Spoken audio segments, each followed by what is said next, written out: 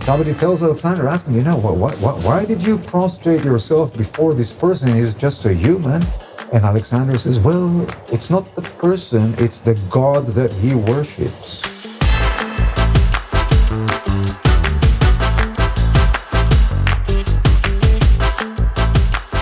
Did you just see this?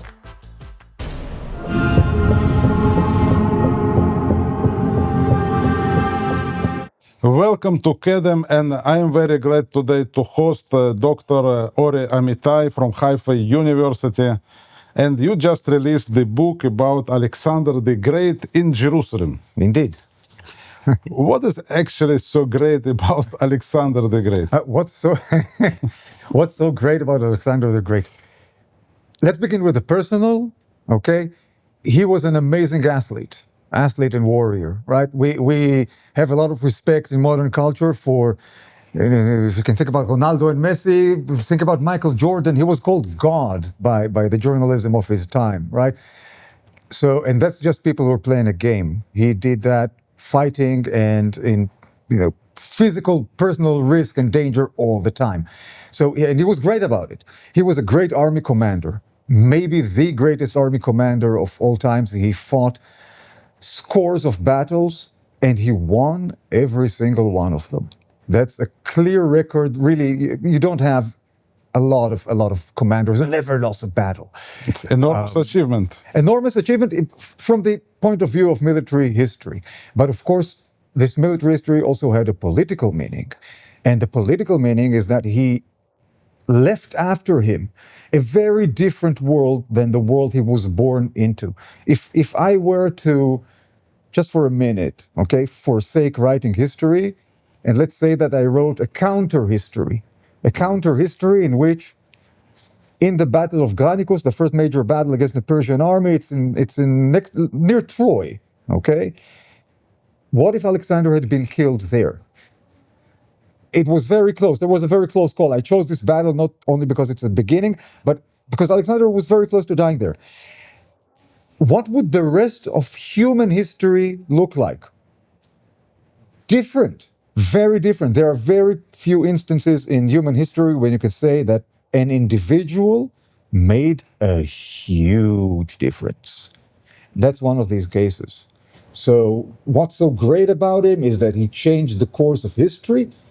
And later, as that's what I'm talking about, as a literary figure, his powers as a literary figure are commensurate. They're the same level with the way that it changed history. But I'm not sure. Do you think the audience needs anything else about changing history? I would say that we probably do not completely understand that the Western civilization as we know it, without Alexander the Great, probably would be different. In what way do you think it would impact the history? For example, how long would the Persian Empire continue to exist if Alexander had not conquered it? Right? We are used to, if you think about the New Testament, for example, New Testament is the document at the heart of Christianity that basically made Christianity into the leading religion in the world, quantitatively at the moment. The basic document at the heart of this religion is in Greek. It was written here in Judea, in Palestine, depending on how you look at it and what time of what period of the New Testament. But what would we do without the Greek? Would there have been Christianity as we know it without the New Testament, without the Greek New Testament? Open question, okay? All of the Greek civilization that traveled to us, would it still be accessible to us? Everything, all the tragedies, all the comedies, history, philosophy, would it still be available to us today if it hadn't been for the Hellenistic period? Open question, okay? So, in so many ways, Alexander made a huge difference on the world. What if Persian would be the lingua franca of the world today instead of English? I don't know. It would be different. So why is Alexander great? Yeah, because he changed everything. And it's not just for all of civilization, it's also, and that's where I come in with this book, for everybody who experienced Alexander in real time. If we look at we're sitting here on Mount Carmel, okay? People were living here back then as well, of course. If we go back to the year 350 BC, half a generation before Alexander arrives, maybe a generation before Alexander arrives, and you asked, like, the people who were the most educated, the best, well-versed in, what goes on in the world, and you'd ask them, what are the odds that this place would be ruled in Greek? That somebody would come from northern Greek, not Athens, not Sparta, not anything like that, northern Greek, Macedonia, and they would rule here like in 20 years' time. You would not get a single yes answer, I imagine. Maybe like the village lunatic, right? You say, yes, of course, it's in the prophecies of Zechariah. But nobody would tell you yes. So everywhere he came, a huge impression, because everything changed. Dr. Amitay, could I ask you to set the historic stage for our conversation today, middle of the 1st century? What brings actually Alexander in? Well, we don't know what he set out to do. What he ended up doing is crushing the Persian army 3 times in a row and taking over basically all of the Persian Empire, which is from Macedonia, his native land, all the way to places that are today in Central Asia. There's this place where all these ex-Soviet stans are sort of like mixed into one another. Yeah, Central Asia. Exactly. So that's the area that we're talking about. And then across the Indus River, basically into India. So that's in the east, all the way to the Indian Ocean. And in the west, all the way to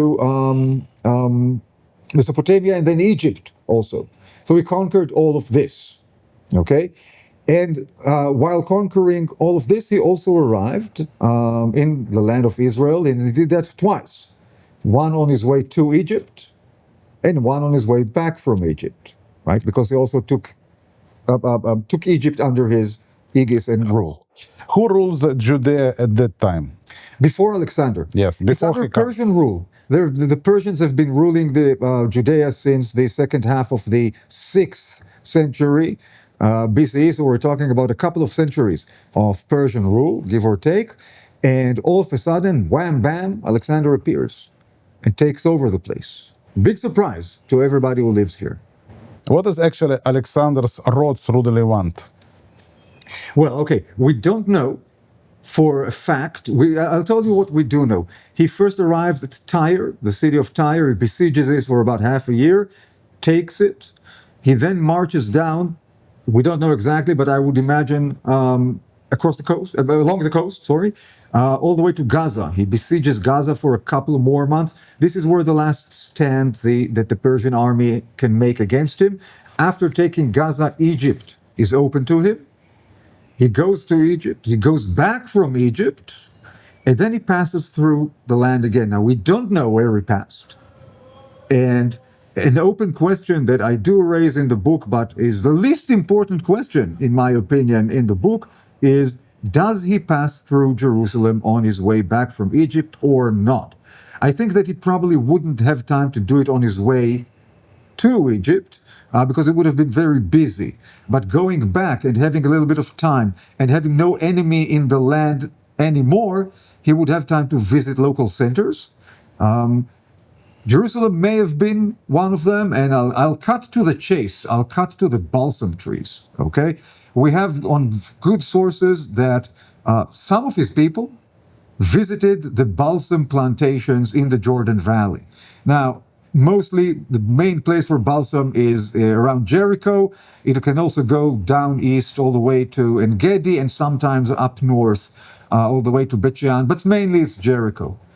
If you go from Gaza to Jericho, and then back north to Tyre, back to Phoenicia, and you don't pass through Jerusalem, at least once along the way, then you must have had a really good reason to avoid Jerusalem. It's really on the way to Jericho, at least one of the ways, either there or back, okay? So if Alexander himself actually did visit Jerusalem, did visit Jericho, the balsam plantation in Jericho, then he must have been in Jerusalem. If not, then maybe it was somebody else. Maybe it was one of the officers who went all the way to Jericho, and Alexander never visited the place. Historically wise, the Josephus story has a basis.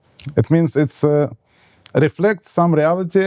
At least we know that Alexander was in this area at that time. We know we don't need Josephus for Alexander in this area. We have a number of other sources that put him in the land, as I said, going down to Egypt and back. That's a fact. That's a fact. The only question that remains open is the one about Balsam, Jericho, yes or not.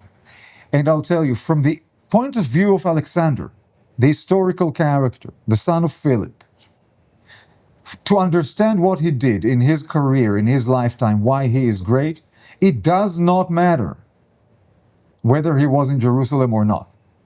For him, it was a very, very minor event. If you had to ask me, how many local centers of government and worship did he visit throughout his career? I would say the number is 3 digits. There have been so many cases like that. And you know what? It would have been written in the royal journals. They had a royal journal. Every day they noted, the important thing that happened as affairs of state. It will have been written there. But it was nothing to go into history. Dr. Amitay, in fact, I have a personal connection to this matter. My name is Alexander, and as a Russian Jew, many Jews actually in the former Soviet Union use this name, not a classical Jewish name, but on the other hand, it's a kosher name in our terms.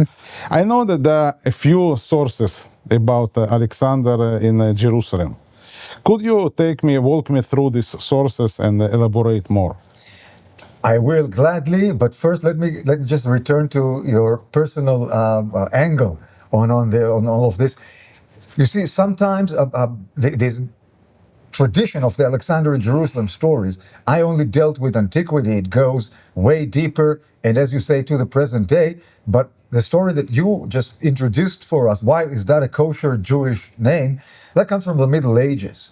And in one of the versions in the Middle Ages of that story, after Alexander arrives in Jerusalem, and after, as you say, he becomes a big fan of everything that he sees there, and everybody becomes good friends, and we'll see that keeps happening in the tradition, they want to give him treasure. They want to give him money, right? And this is also something that appears in the tradition. We'll get to it in a minute.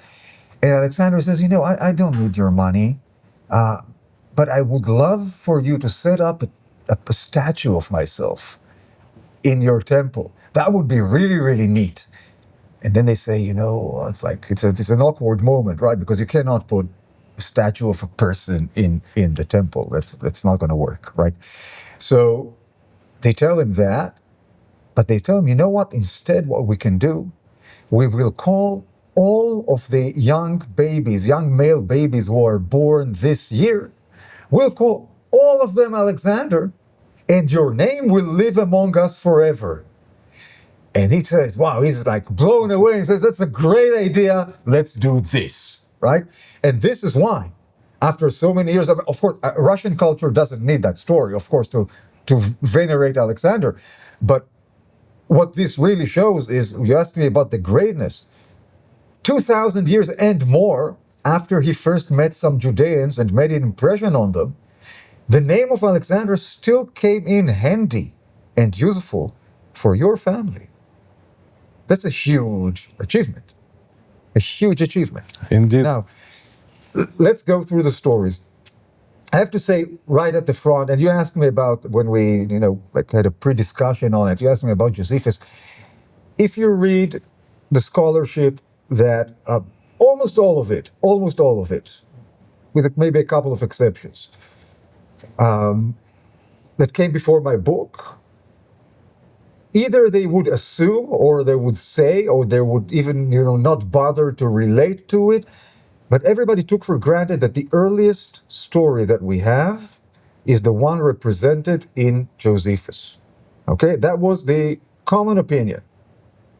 And what I come to do is say that we have 4 versions that come from antiquity, and that Josephus is actually the latest of the 4. The latest of the 4. That's already a big paradigm shift. I'm basically turning, the chronology of the stories. And if I go back to the question of historicity for just a second, and we're going to leave it alone for just a minute.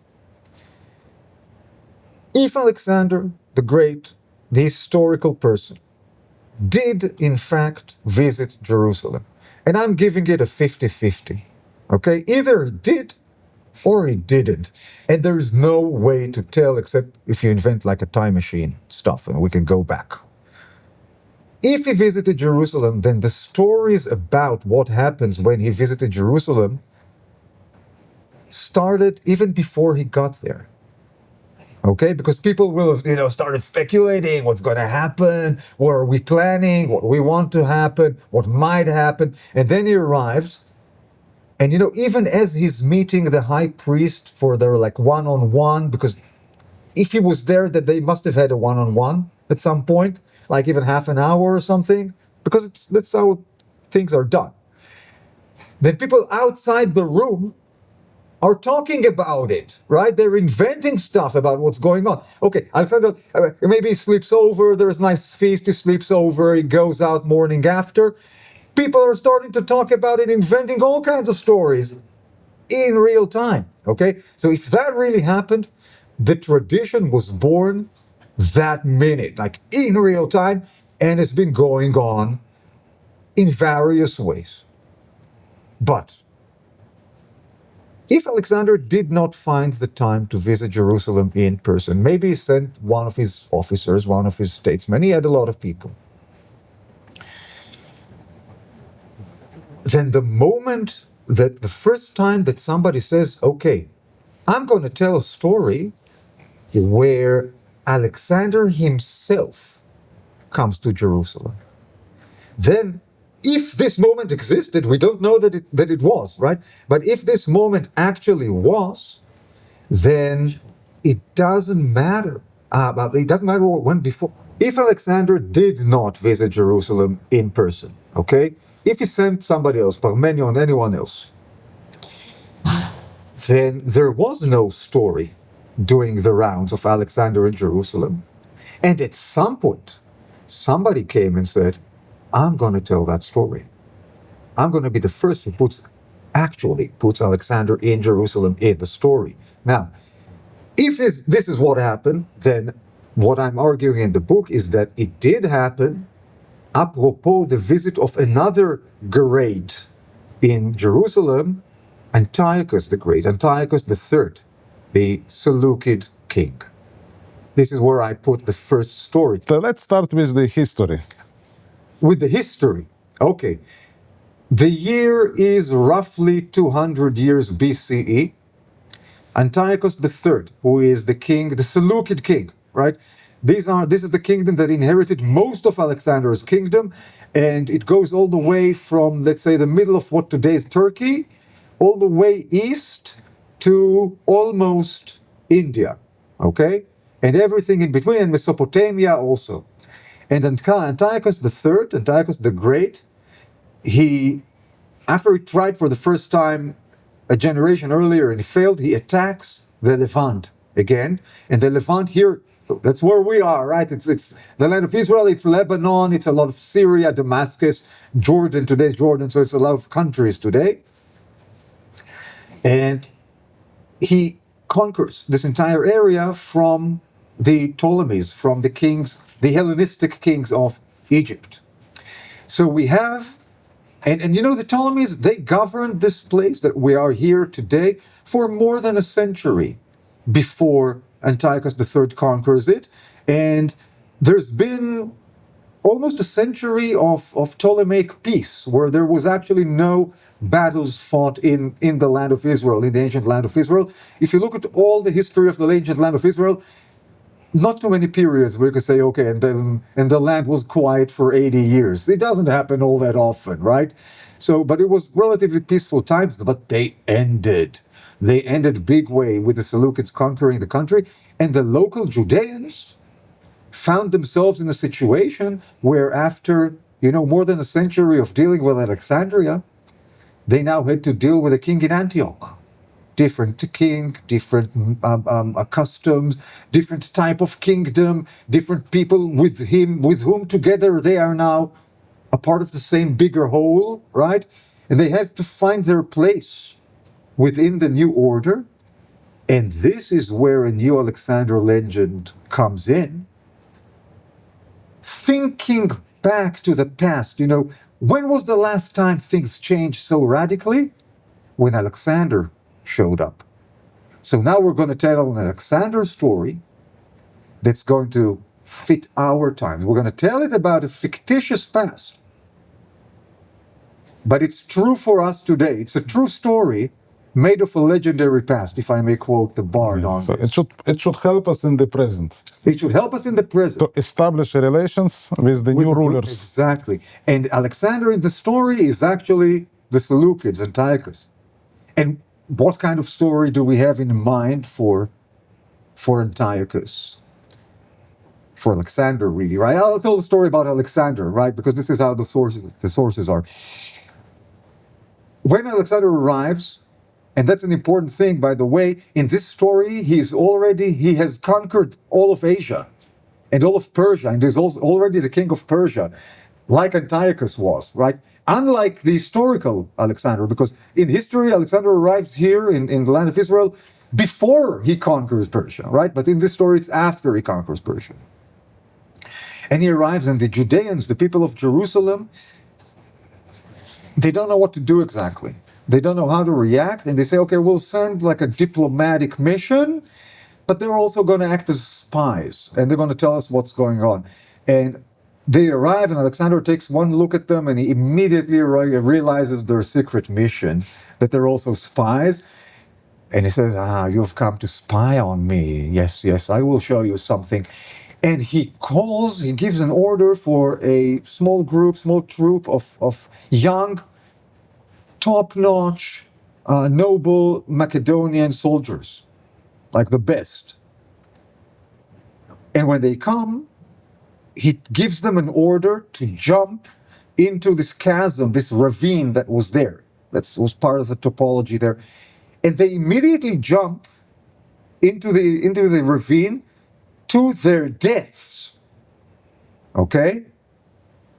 And then Alexander turns back to the messengers and tells them, did you just see this? Go and tell this to the people who sent you. And they go like in silence, and they go back to Jerusalem, and they report to the government. You don't believe what we've just seen. And they retell the whole story, and they tell them, there's really no point in fighting, because our enemies, or these people, we don't want them to be our enemies because they don't fear death at all. These people jumped into the ravine to their deaths with absolutely nothing to gain. Imagine what it would be like to fight them when they besiege a city. And they know that there's a payday at the end of that, right? They get to pillage and rape and do all these things that people like to do after a siege. And they're going to get a lot of money from all the pillaging. We do not want to fight these people. So they decide just to accept Alexander and just give him a royal reception, and he comes. And they're kind of afraid. But they give him the best receptions, and now this becomes important. The priests are in the focus of the picture, the priests. And they don their best priestly clothes, and Alexander sees them, and he's shocked, he's amazed. He's like, what is that great God that you worship with such fine clothes and attire, and everything is so brilliant here and so well organized? And they tell him, we've got this great God. And he says, wow, I want this God also. I'm in. And they say, okay, we're going to bring you now a lot of money. This is the first time, like the story that I told you before, it's coming in. But it's very early in the evolution of the story. Nothing about statues, nothing about names. He says, no, don't take the money, use it for the temple. Okay? That's everything you wanted to give me, use it for the temple. You're good, you're golden, I like you guys. And then he goes to Egypt. And he conquers Egypt, and he builds Alexandria, the city. And he builds this huge tower. And by the description of the topography takes us to one of the two Jewish neighborhoods in Alexandria, next to the royal palaces, right? So he builds this tower where the audience, maybe some of it at least, knows exactly that's the Jewish neighborhood. And he puts his own statue, and he puts statues of his friends Seleucus and Antiochus, were like this classic Seleucid name, Seleucus, Antiochus. And he gives a speech. And he says, from now on, I will not worship all the other gods. No, not the gods of Olympus, not the gods of the earth, not the gods of the sea. There is only one God that I'm going to worship. And that's the God that is born on the seraphim, that is praised in the hymn, that is thrice holy, holy, holy, holy, kadosh, kadosh, kadosh. That's Isaiah chapter 6, right? Yeah. The seraphim, they have 6 wings each, and they fly around, and they go like, holy, holy, holy, around Jehovah, and you know that scene, right? So like Alexander knows all about this, and he says that in Alexandria, on this tower, where he gives this speech to, I guess, a lot of people, in this new city where the Jewish neighborhood will stand, or does already stand, in the time when it's actually written, around 200, just shortly after 200 BCE. And then he goes on more adventures. And then, after India, he's like going back from India, and he's going again, he's in Central Asia now. And he engages an army of barbarians. Now, they're the worst kind of barbarians. They're riding on horses, and they have carriages, and they're like your typical Indo-European steppe population, and they're barbaric and wicked, and they eat fetuses. They tear women up and they take the fetuses out and eat them, and do all terrible things. And Alexander and Seleucus beat them in a pitched battle and chased them away for like, I don't remember, 200 days or something. And then Alexander comes back and he says, okay, these people, we have to protect civilization from them. What am I going to do? What am I going to do? What am I going to do? And he's now maybe 100 kilometers, give or take, east of Tehran. Okay? East of Tehran, just south of the Caspian Sea. And he sees these 2 huge mountains. And he says, I know what I'm going to do. And he starts praying to God, the only God, monos theos in Greek, monos theos. And he prays to God, God, please move these 2 mountains together. And you know what happens? God moves these 2 mountains together. Now, I go over all the Bible, go over all of Jewish literature. How many people get to ask God for personal wishes that alter the shape of the world? And God says, well, yeah. It's like Joshua, right? Gideon, Moses, of course. Elijah, a little bit. Chon is a circler, right? He could tell God, I want rain. No, not that much rain. Just a little bit less. Okay, that's good now, right? But not many people. Yeah, I can count on one hand. And all of them from inside the covenant, right? All these biblical characters, and of course, Chon the circler is already Jewish. So Alexander is like, by the story takes him into the whole thing. Okay?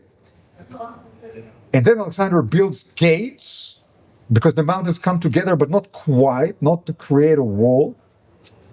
And he says, all these people that I've shut out, they're going to stay out until maybe one day they won't. And now, here's the kicker. He gives a list, like the text gives a list of the nations that are being shut out. And who are the first 2 nations to be shut out?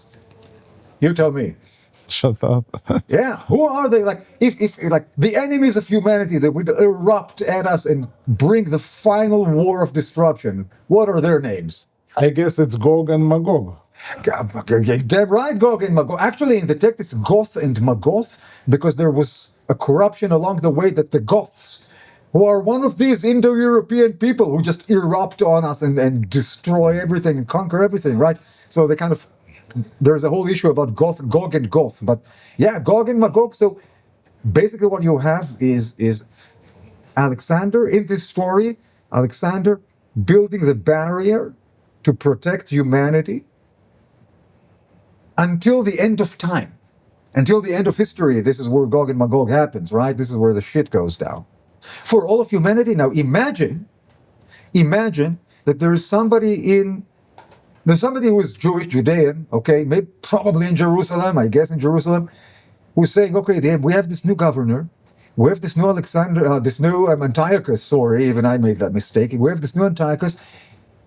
Let's think up something really grand. What if we convince him to convert and explain to him that if he converts, this is the way he can fight these northern barbarians? Because you know what happens a generation after Antiochus the Great, a generation and two more generations and then on? We have a new power in world history, the Parthians. And the Parthians come from exactly that part of the world, from east of the Caspian. They pass through the Caspian gates. And then, in the 70s, 60s, 50s of the 2nd century BC, they basically stripped the Seleucids of most of their kingdom.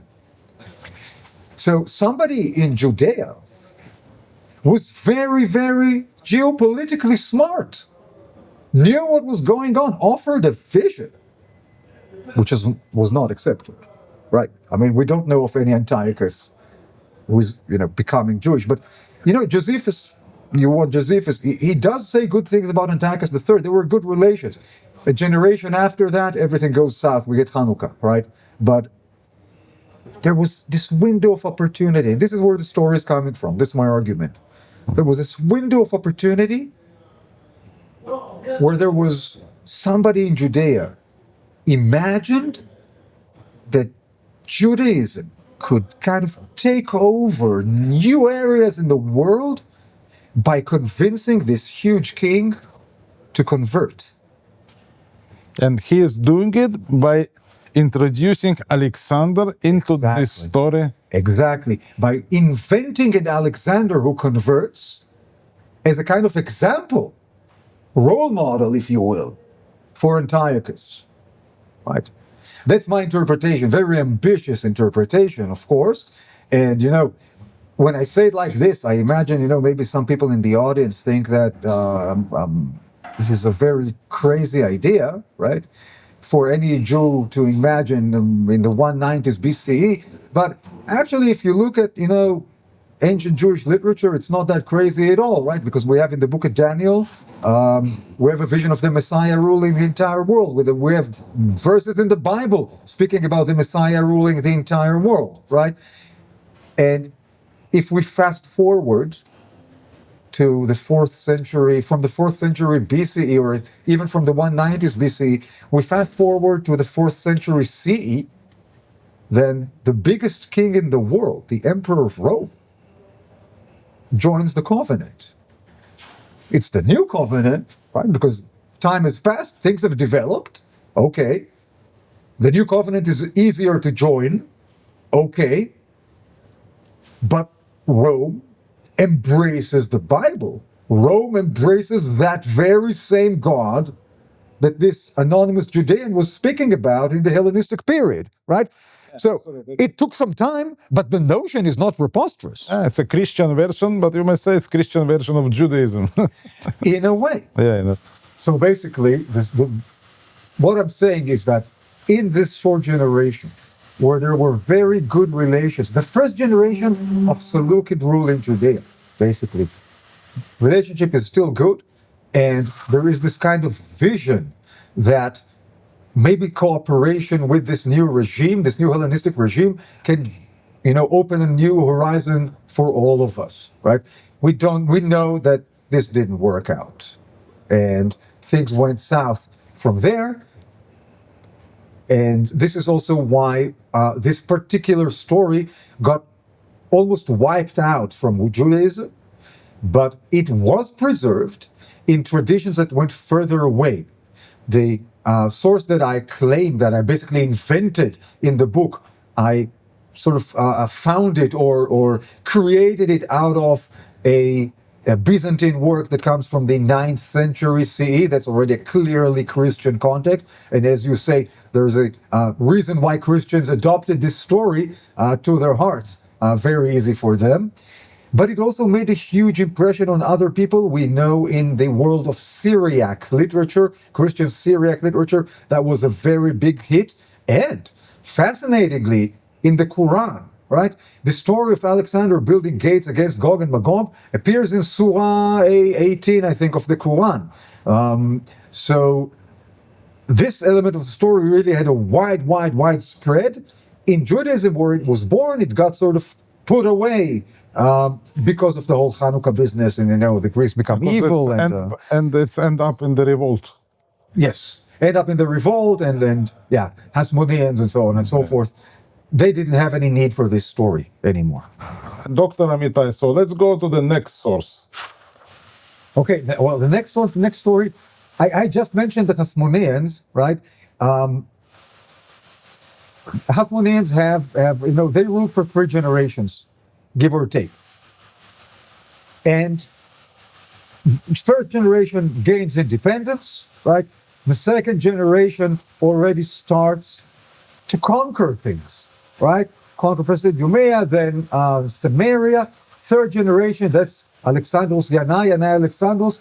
He already conquers a kingdom that is, you could call it of Davidic proportions. Let's say, if you're one of the people who actually think that there was a United Kingdom, and I actually do. I'm one of the people who think that there was a United Kingdom. So it was roughly the same size as the kingdom of Linnaeus, of Alexander. But in the next generation, what happens is that the Romans arrive.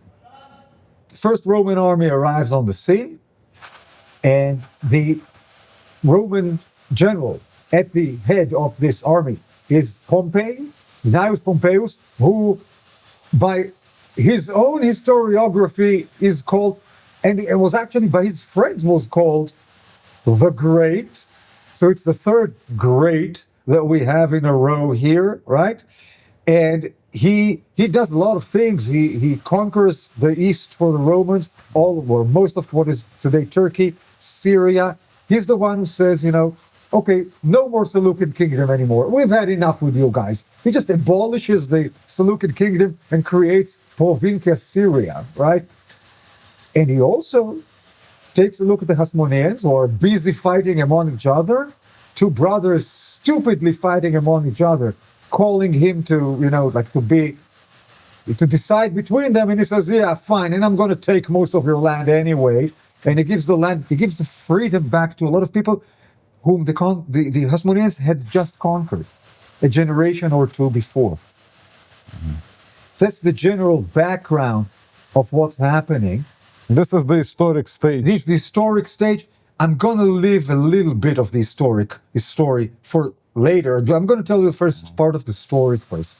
The first part of the story of this Alexander in Jerusalem story is that first he comes into the general area, and then all kinds of peoples send him embassies and start complaining about the Jews, the Judeans, I should probably call them. And the most important complaint or interesting for me, is the ones by the Phoenicians.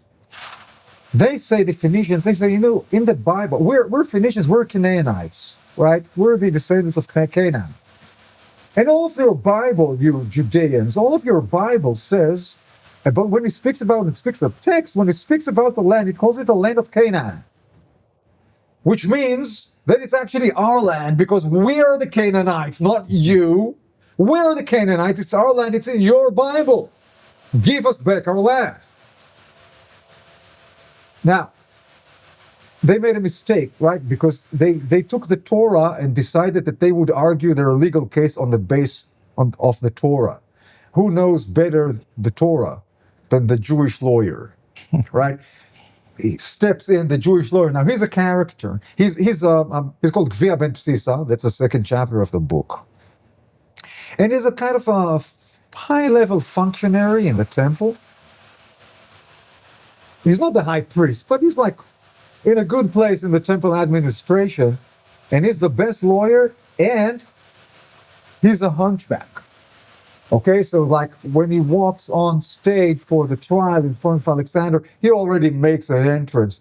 And everybody's worried all the Judeans are worried, what's going to happen if you lose the case? He said, don't worry, I'm not going to lose the case. And if I lose, you just tell them, who is this hunchback? I mean, come on. So he goes up before Alexander and he comes up to the Phoenicians and he says, it's true what you say that it's the land of Canaan and everywhere in the Bible, but you know what is also in the Bible? And Canaan shall be a slave unto his brothers. And the property of the slave is the property of the owner.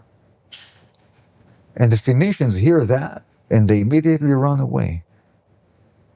And then come the Arabs, the Ishmaelites, and they say, well, Ishmael is also a son of Abraham.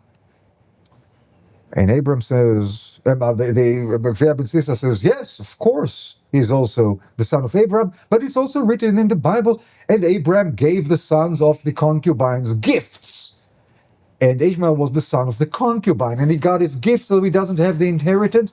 And all the enemies run away, and then Alexander goes to Jerusalem. But before that, what is the story about? Judeans have just lost their land. They conquered all these places. Galilee, Scythopolis, Bet Shean, the parts of Transjordania, Golan, Akko, all Gaza, all kinds of places. And now they're losing it one by one because Pompey said no longer. It's going to be part of province Syria from now on. And they make up the story. And part of the stories were already there because it's funny to call the Hasmoneans imperialists because it's like small scale, right? But they were kind of imperialists. Yeah, regional empire, what we call it today. It's a regional, small-scale empire, but from generation to generation, they conquer stuff all the time. And when you conquer stuff all the time, it has this weird effect on you. On the one hand, you're empowered because you win wars and you conquer stuff and you get more land and you get slaves and you get resources. But on the other, it's like there is a tension building inside. What we would call today, the imposter syndrome. Am I worthy of this empire? These people were my neighbors. Now I have to rule them. How is that going to work? So these stories, they were there even before. Why should we rule these Phoenicians, these Canaanites? Well, because it's in the Bible. That's why. And on the other hand, if you think about Galilee and the Ishmaelites, the Arabs in Galilee, right? A lot of them are being forced if they want to stay in where they live, right? They get a choice, basically. If they want to move away, they can move away. If they want to remain, they have to Judaize. So they become, a lot of Arabs living in the Upper Galilee, they become Jews. So they start learning, some of them start learning the Torah, right? And they say, okay, Ishmael is in the Torah. We came from Ishmael. Why are we not? So these things are, it's like a slow cooker. It's like chilled, right? It's like boiling there for a long time. And all these tensions come up in the story. But that's half the story. In the second part of the story, Alexander comes to Jerusalem, and on the way, some Samaritan dude, comes to Alexander and says, when you come to the temple, ask them to go into the Holy of Holies, Kodesh HaKodashim. Well, Sunday, when he comes to Jerusalem, he gets the usual excellent reception, right? It's like best of everything. But then he said, okay, I want to get into the Holy of Holies now. Only the high priest is allowed into the Holy of Holies, and only on Yom Kippur. Okay? Yeah, 1 day a year. One person, 1 day a year. Okay? And it's not any foreign king. It's really it's not any Jew. Yeah, it's a sacred place. Yeah, it's a most sacred place, and it's like, really, they can't let him in, right? So Gvir says, everything else, really, my king, everything else, but not this. And he says, Alexander, well, if you don't move aside, I'm going to push your hunchback right back in if you don't move aside. And Gvir says, well, the best doctors have tried. If you can do that, you could make a fortune. And they stand there and they exchange threats and jokes until a snake comes out and bites him. Whom does it bite? You tell me. Alexander? Story doesn't say. Doesn't say. Snake came out of the temple and bit him. You know who also demanded entrance into the Holy of Holies? No. Pompey the Great, the historical character. In fact, in history, after he besieges Jerusalem, there is a civil war in Jerusalem, a war between brothers, it's depressing stuff, I don't want to get into that. But he and one of the Jewish brothers, the Hasmonean brothers, they besiege the city, they take the temple, and then he makes a tour. The first person ever in history who is not a high priest went into the inner sanctum. He goes out, he says, I don't know why they didn't let me in. It's empty. There's nothing to see in it. He thought there would be a statue, right? Because there is usually like the statue of the god, right? Yeah. But there was nothing there. Because Judaism is uniconic at this point. So it's empty, and they do like all the cleansing and all the whatever necessary, and he goes away. So basically the second story is a way of dealing with trauma. And it's a double trauma. The first trauma is all that imperialism that we built in the time of the Hasmoneans. Our independence. From the time when Simon, declares independence until Pompey arrived, that's like 77 years or something, that's gone. There's not going to be Jewish independence in this area, in this part of the world, in the land of Israel, until 1948. CE. Okay? So we're talking about more than 2,000 years. That was the only other time. That ends. We lost all this land. And this dude came into the temple. That's like humiliating. It's a trauma. And the myth comes to somehow deal with that trauma. So we tell another story about Alexander the Great, but he is not entering. He is doing the opposite. He is, we are left with an open question at the end of the story. We can imagine it either way, right? And I think, it's like, if I may diverge, to current affairs. I think that in the world today, we have a live example of the most devastating weapon that humanity has against the second most devastating weapon humanity has. The most devastating weapon, of course, is nuclear. Of all its varieties, we see how the Russian Empire is trying to crush the Ukraine, having the nuclear threat at the background. Because if they didn't have nukes, like everybody else would crush them by now. They're like very impudent. But they have nukes. But what is the second most powerful weapon that humanity has? Jewish humor. We have this Jewish president who, when people asked him, do you want us to evacuate you? He said, I don't need a lift, I need guns, right? Or tanks or whatever he said there. So, and this is what we have here. At the worst time, what does the Jewish story do? It brings out humor. That's the humorous part, the bitterest part, the most hostile part of the tradition towards the foreign Alexander. Because if Antiochus was a really lovely Alexander, this Alexander is kind of problematic. Dr. Amitay, you mentioned Samaritans. Yeah. What actually was their part? What was their involvement in this story? Well, I'm very glad you asked this, because in the last story, I sort of introduced this Samaritan, like out of nowhere. What is he doing? What's his role? Why is he there? We didn't even need him. In the next story, here we get Samaritan center stage. Now, I'm just going to set the historical staging for you once again. We're progressing in time. We once again, because that's what tradition does, we once again have a new kind of foreign rule, right? Because we saw that the Romans arrived. We know that after the Hasmoneans, a lot of civil war. Both the Romans had civil war, Jews had civil war. But the person who comes up on top is Herod the Great, and he rules this land for a while. Quite a large Judea he has under him.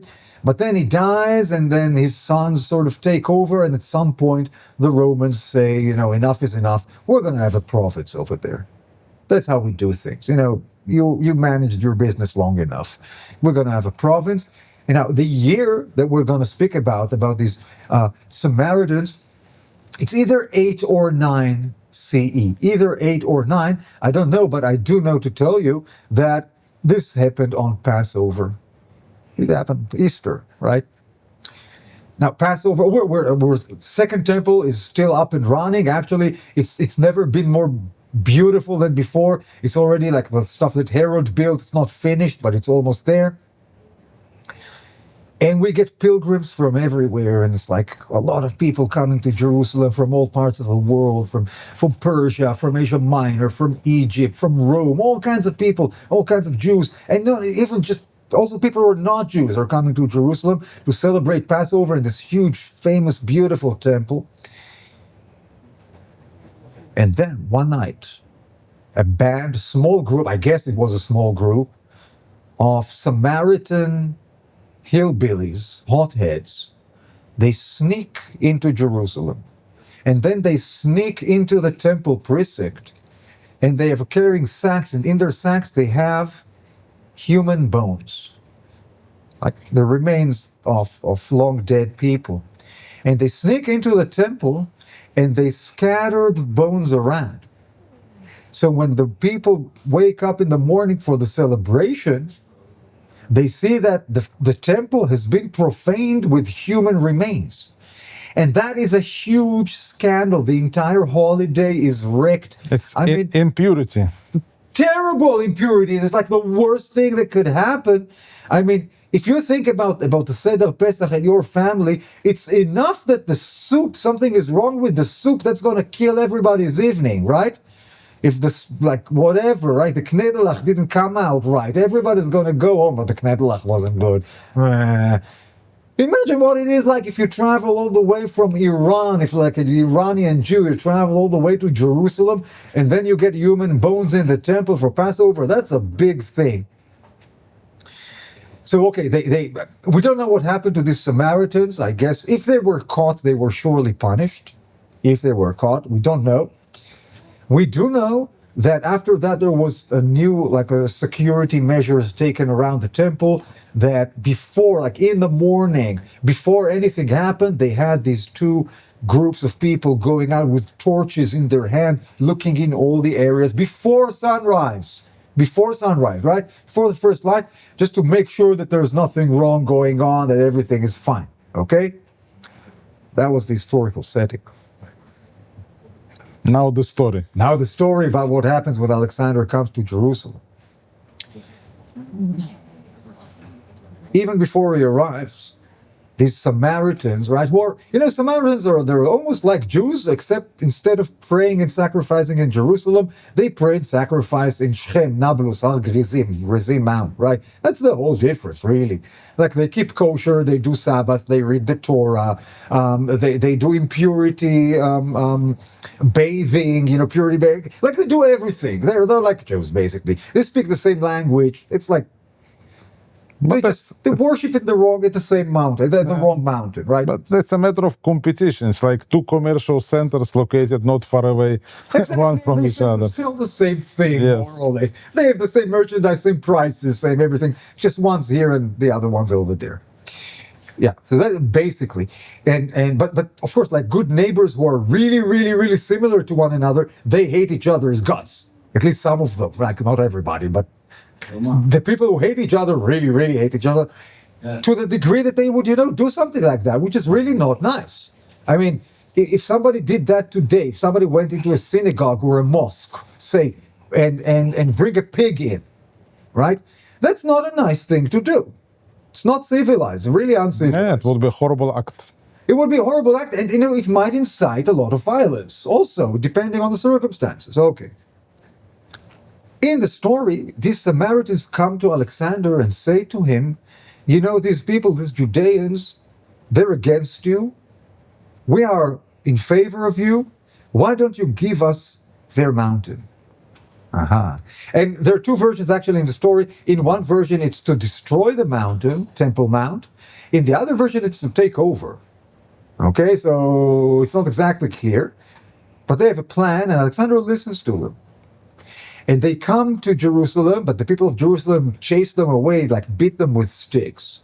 And then they come to the high priest, who is called Simon the Just. Now, Simon the Just is a whole different story. He himself is a mythical figure. There were at least two of them in history, and these two historical characters, they were grandfather and grandson.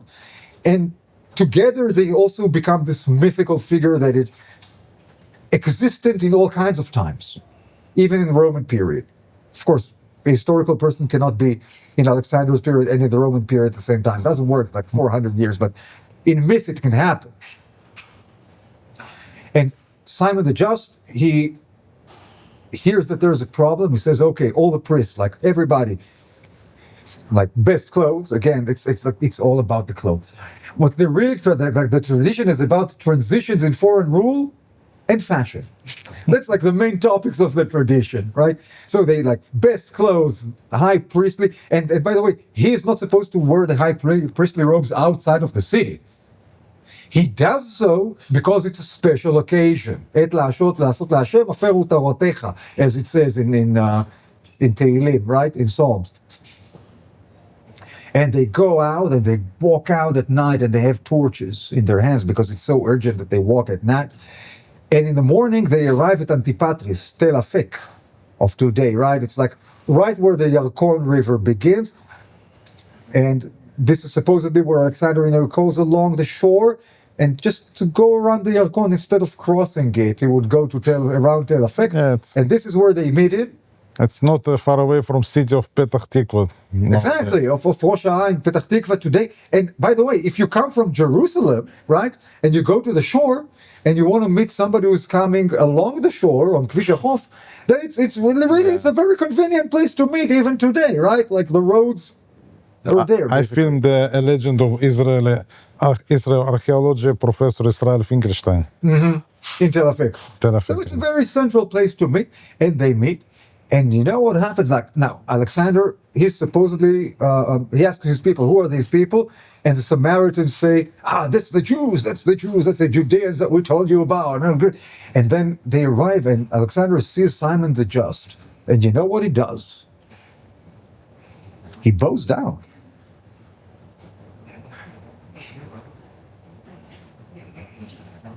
Gets on his knees. Everybody was like, what is going on? What is going on here? We were not expecting this. And somebody tells Alexander, ask him, why did you prostrate yourself before this person? He's just a human. And Alexander says, well, it's not the person, it's the God that he worships. This person is the image I see when I go out to war and gain victory. So there is some kind of magic or metaphysics or something that's going on, divine intervention, right? That's going on. And Alexander's victories, that's what he symbolizes, are really a product somehow of the high priest of the Judeans. So he see not the God, he see the high priest, this Simon the Just in his dreams. Yes. Well, no, that actually is not in the Simon the Just story. This will come later in Josephus, because as I said, Josephus is the latest of the four stories, and there's already a very developed story with dreams, that Alexander dreams a dream when he's still in Macedonia, and the high priest, who is, by the way, Josephus doesn't call him Simon the Just, Josephus calls him Yadua. That's the same name as Nehemiah, the high priest in the Bible, under Nehemiah. So that's a more developed version of the story. But the main issue here is the same, that first of all, Alexander recognizes the superiority of the Judean high priest. B, Alexander's victories are perceived as achieved through God, right? And to just finish off the Samaritans, what happens with them is that they are given to the Judeans, and the Judeans pierce holes in their ankles. I don't know if the camera got that.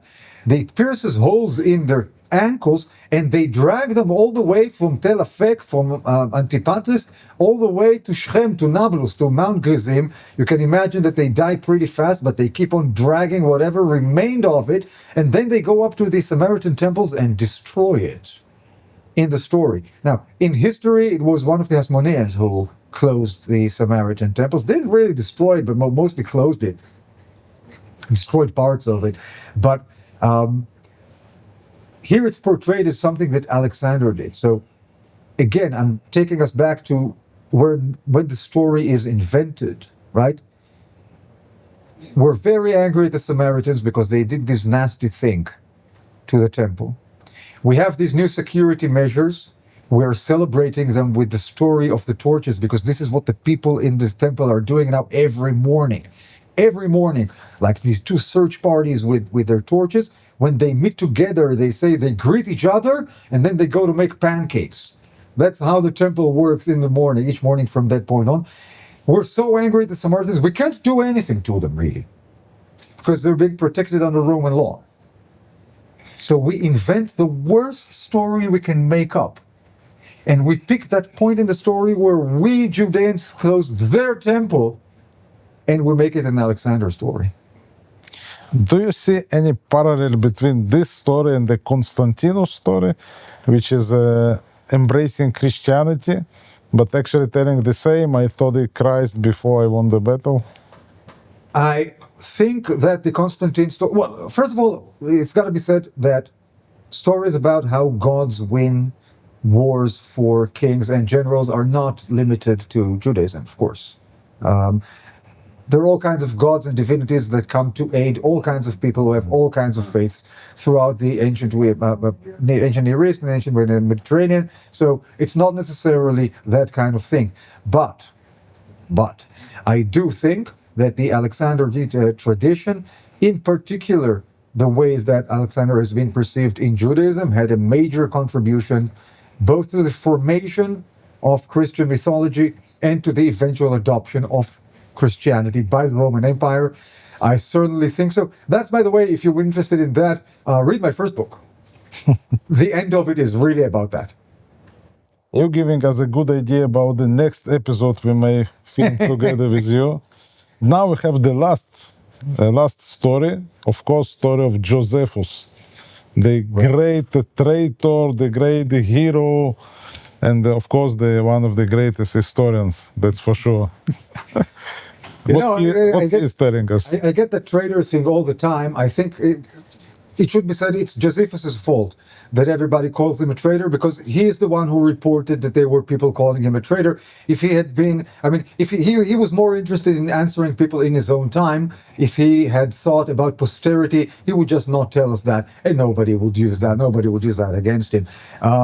In terms of who the traitors are, well, if I look for guilty people in that story of how the Second Temple's period ended and what led to the destructive war, I think that Josephus is maybe not the first culprit I would go to. Right.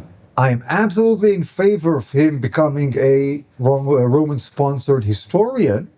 And as I will show you by the time I will get to the end of this part, he was not at all a traitor to the efforts of his people to recover from this terrible war. But indeed, this is the version of the story that became best known and really dominates the tradition more than anything else. Now, what Josephus did is he took the first story, the Seleucid story. That was the heart of what he was doing, right? Alexander is coming. The Judeans are not sure or don't want to or can't become supportive of him, in his version, because they swore loyalty to the king of Persia. Alexander does something very dramatic, threatening, in order to convey his message. He comes to Jerusalem, and then switch, turning point. In Greek, it's called peripeteia. It's like walking around. You thought that we were walking this way, but we're really walking that way, right? Peripeteia. And he becomes a big fan of the Judeans. Again, it's because of the dreams. He had a dream before he set out on the war. He had a dream, and in his dream he saw the exact image of the high priest who had the same clothes on. Because I'm telling you, it's really like, if it's about anything, it's fashion. The story, it's fascinated with fashion, with high priestly fashion. And when he sees the high priest, he immediately realized that this is the guy who is responsible for all his victories, and that is already taken from the Simon and Just story, as is the whole prostration thing, the bowing down thing. So he basically took two parts of the story, two versions, he brought them together, and he added to that two things. One is his own reconstruction of Judean history in the Persian period. That you asked me, well, who ruled the place before the Alexander? Well, the Persians. Now, the Persian period Judea is one of the most famous unsolved riddles of ancient history. It cannot be solved. On the basis of existing evidence, the chronology of Persian period Judea cannot be straightened out unless you do one of three things. One is to cut and paste your sources. Let's take the book of Ezra in the Bible and start cutting it and pasting it in a different order. Okay. That's pretty suspicious methodology, right? The other way is we start to duplicate historical people, right? We're going to say, okay, there wasn't one person by that name.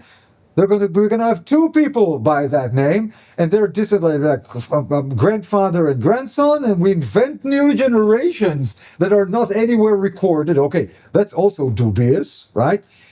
And the third way is just to make the whole Persian period shorter. Three methods. Now, of the three methods, the first two are at least legitimate. They're extremely dubious, extremely suspicious. You're not supposed to take scissors and start cutting the Bible and reorganize the text just to suit you. You're not supposed, when you're telling a historical narrative, to start inventing generations. We don't do that unless we don't have an option, and in this case, we don't have an option. But what we cannot do, under any circumstances, is to shorten the Persian period that has external comparanda, right? We know of all of the 200 years or thereabouts of Persian history from Herodotus, from Ctesias, from Diodorus of Sicily, all kinds of sources that tell us the stories of these kings, right? And we know that they existed. And Josephus, this is what he does. He got confused. He shortened the Persian period, and what that allowed him to do was to take the high priest from the time of Nehemiah in the Bible and think that he was still high priest when Alexander arrived, okay? Because he had a shorter Persian period. That was one thing he was doing, and in his story, we have also Samaritans. I'm not getting into that. We have Samaritans, but in this story, not only do we have Samaritans, we have the Samaritan temple, but it's not being destroyed like in the Simon story. In this story, Alexander is the person who says, okay, you can build this temple, right? So he understands that Alexander is somehow connected with the Samaritan temple, but he says, oh, it's not the destruction, because I know who destroyed it. John Hyrcanus destroyed it. I wrote about it. I discovered it in my research. No, in Alexander's time, they really built it. And he was the first person ever to ask, when was the Samaritan temple built? Not many people have asked this question, because he is basically the one, and people just received his answer. Until modern times, most people. And even the people who say, that the temple was there, archaeological remains say that the temple was there, Yitzhak Magen, who dug there, this is what he thinks. He doesn't have a story to give us. He just says it was there. The Bible doesn't say anything about it, not even a word. This is how you behave, by the way. Not like Josephus. I'm not a traitor, I'm not a traitor. Fine, 2,000 years we're still arguing about it, right? Whoever wrote the book of Ezra knew not to say anything about the Samaritan temple, then just didn't say, and then we don't have information. And just don't mention. Just don't mention it, just not a word. Just Yes. That's the best way, that's the best method when you think, long term. So there's that. But what Josephus is also doing is he's creating Alexander as a kind of role model for Rome. Because again, we have a new era in our relations to the foreign power. It's not just that we're a province now. We're a province that used to have a temple, and its capital used to be Jerusalem. Its center, its heart, used to be Jerusalem. And Rome ripped the heart out. Fine, the Judeans of that time, they could have behaved better and prevent this catastrophe. There was a lot of Judean blame on it. But there was a lot of Roman blame on it as well. A lot of Roman blame. And basically, like, the heart got ripped out. So what are we going to do now? It's once again, a new era. And this is what the tradition does, right? It navigates new eras. And what Josephus is saying, okay, Alexander, he is a good role model for you Romans.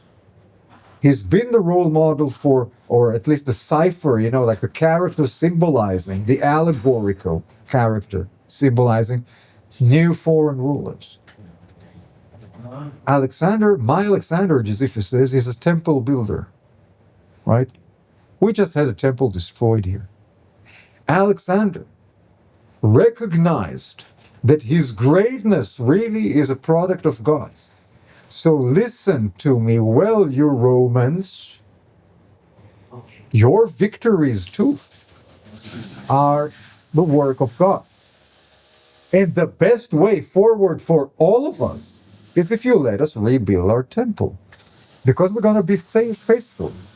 We've been faithful to Darius. We've been faithful to Alexander. We will be faithful to you. Rebuild the temple. Show us that you come in good faith. Show us that this terrible war was a mistake. So, in fact, he is in a tricky situation, like you explained. We are after the war, temple destroyed, many Jews in Roman Empire, and he is actually writing to the Roman elite, and he's trying to harmonize things, to say in the past we had excellent relations with Alexander, and this is his way actually to solve this tension, let's say this way. I think that this is exactly what is happening, and in order to understand, Josephus's mind frame, because we have to think about to whom he is really writing, like Josephus's audiences, because he had all kinds of audiences, right? He had a lot of Jews reading him, naturally, Greek reading Jews for the antiquity. They would be an immediate natural audience.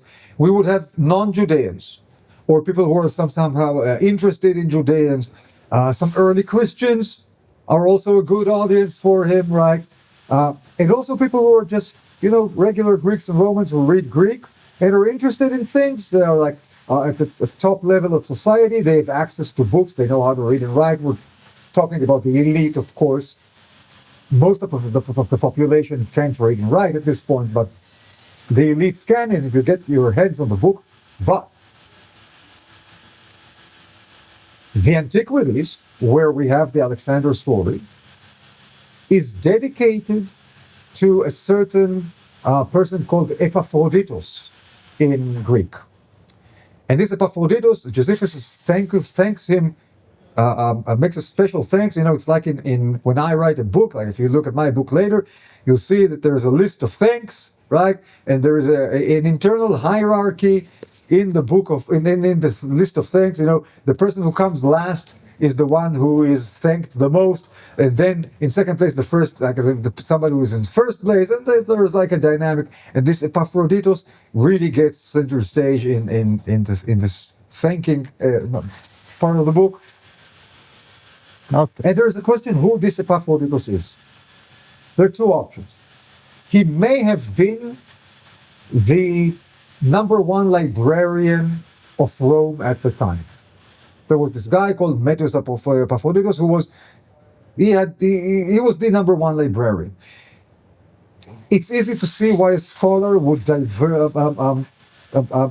dedicate his work to a famous librarian who probably helped him, get a lot of material. That makes sense.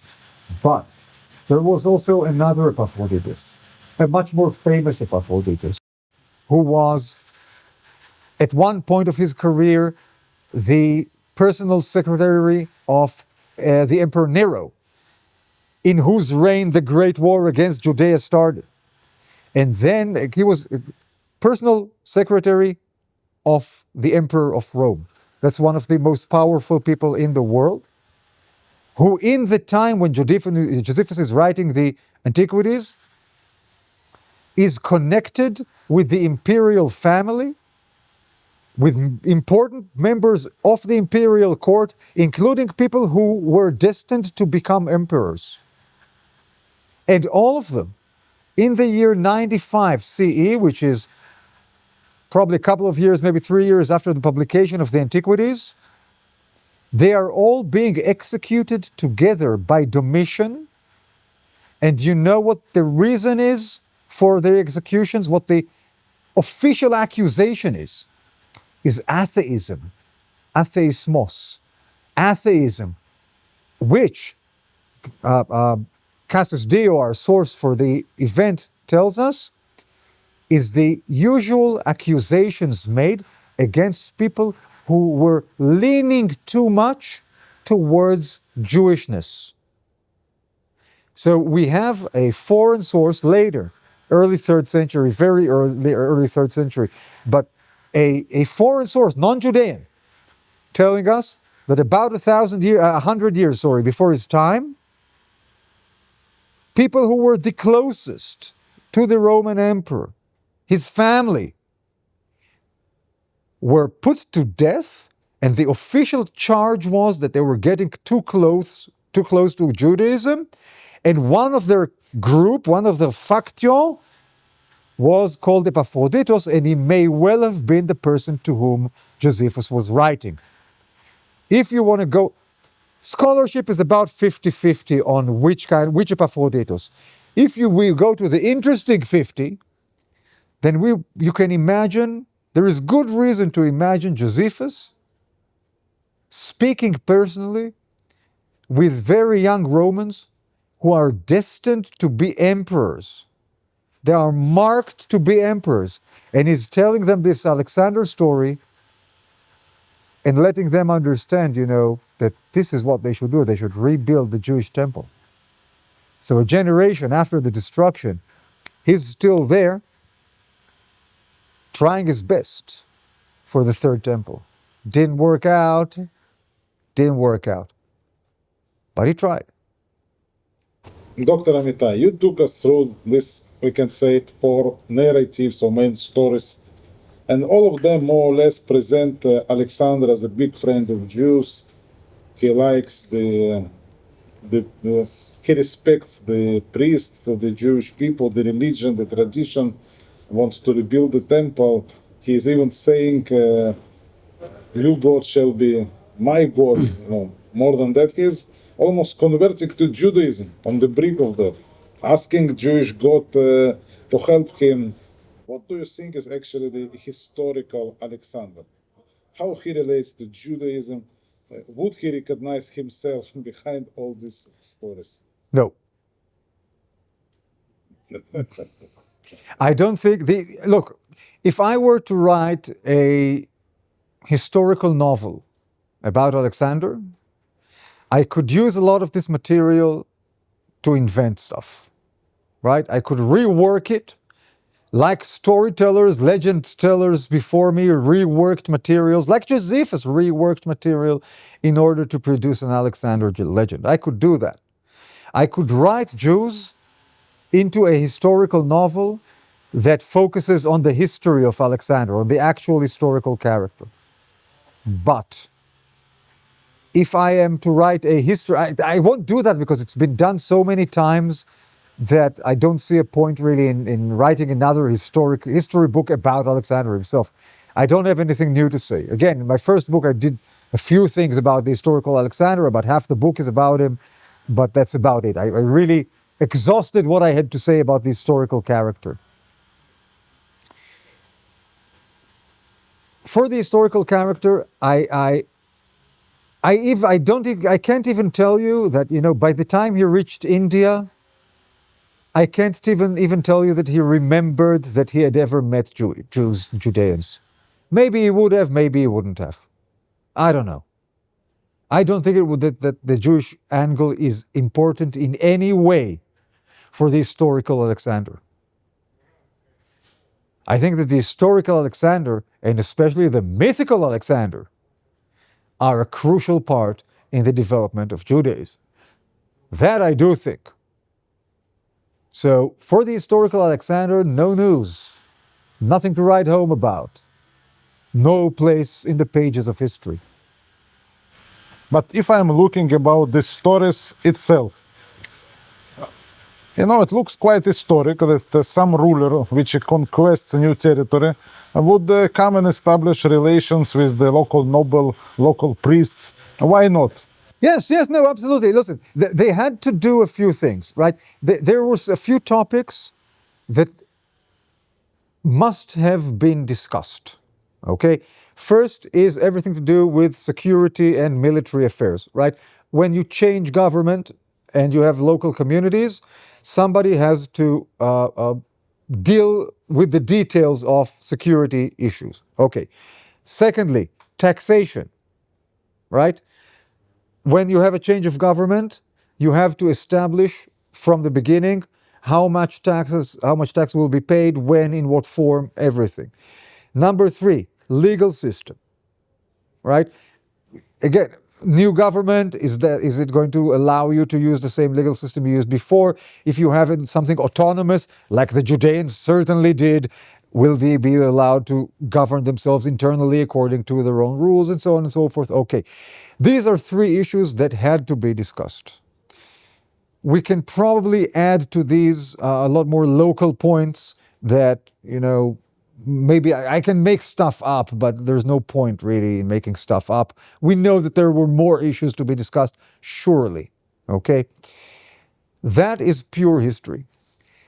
Was Alexander the Great in Jerusalem in person to discuss these issues? I do not know.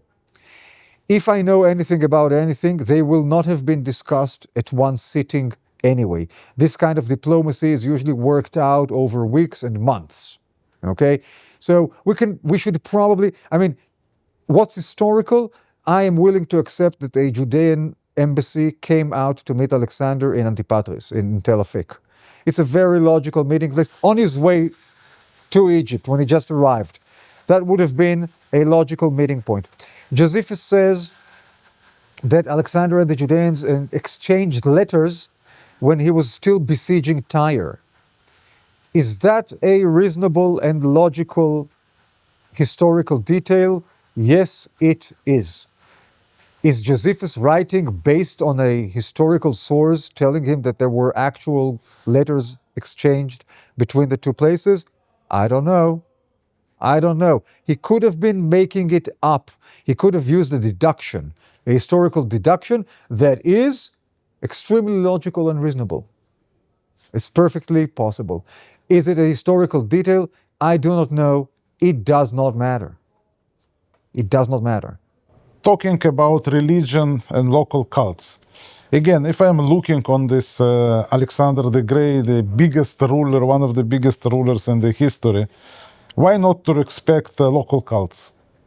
Doesn't cost me money, and will give me probably support of the local people. Why not?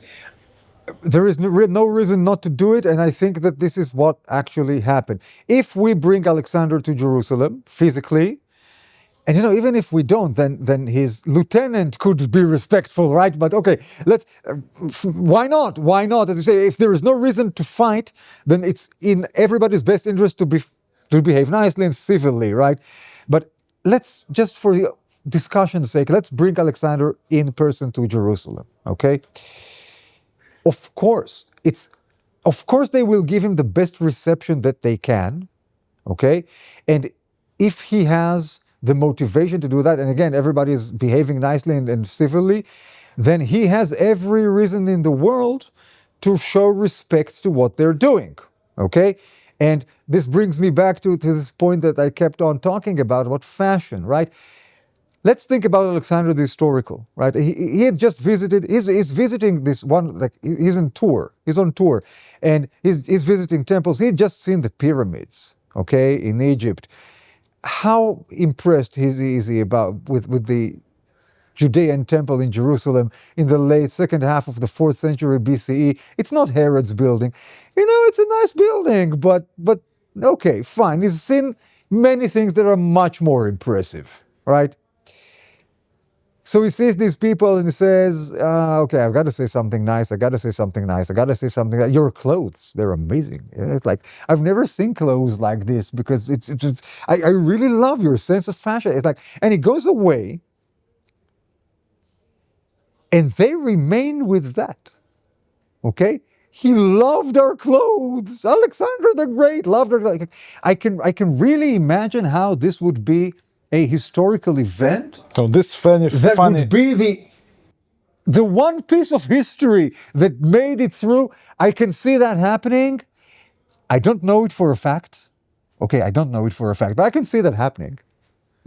So if I want to wrap things up, actually we have different narrative stories which have one purpose in general, is to kind of establish relations with the new rulers.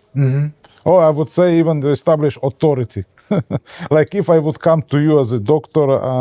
Amitay in Haifa University, I would say to you, I was in Cambridge and I met with Professor Jeffrey Hahn. I was in Oxford and I met with Professor David Coleman. And I went to drink a coffee with Professor Finkelstein. So I will give you, like feeling that now you can be in good relations with me. Is that the same story, more or less? Well, it's except for the Gvia version, that's the exception that proves the rule. Indeed, it's a feel-good tradition. Okay, it says no matter how bad things are, we can get along with the foreign government. That is the main point of this entire tradition. And I've been,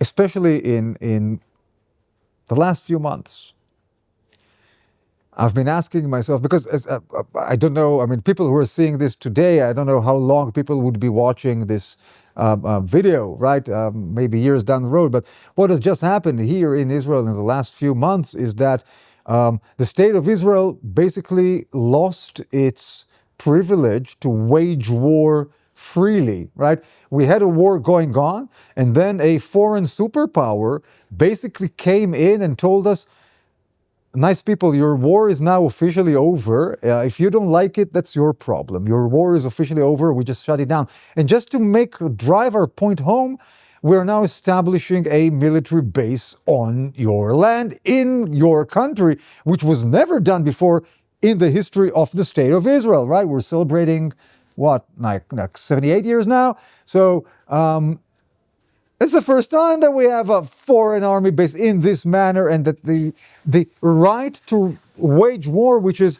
one of the basic things in sovereignty, has been revoked. That's a pretty huge development, pretty dramatic. And I was telling to myself, okay, if I'm correct, then we should get a new Alexander story right about now, because it's going to happen, right? If I'm correct, like scientifically we should get one, and then what happened is I realized we already got one. I've just written the book. Well, great. I think, the time changed, but the people are the same, and we still have to deal with the superpowers. And thank you so much, Dr. Ory Amitay. Fascinating story. Thank you. Thank you very much. Thank you for inviting me. It's been a pleasure. Yeah. Guys, stay tuned for more on KEDEM Channel. And I want to tell you one more thing. I have opened a Patreon, and if you want to support my work and let me create more and more content like this, the best way is to take 2 minutes, go to the link below, and join Patreon. And see you on the other side. Patreon. Thank you very much.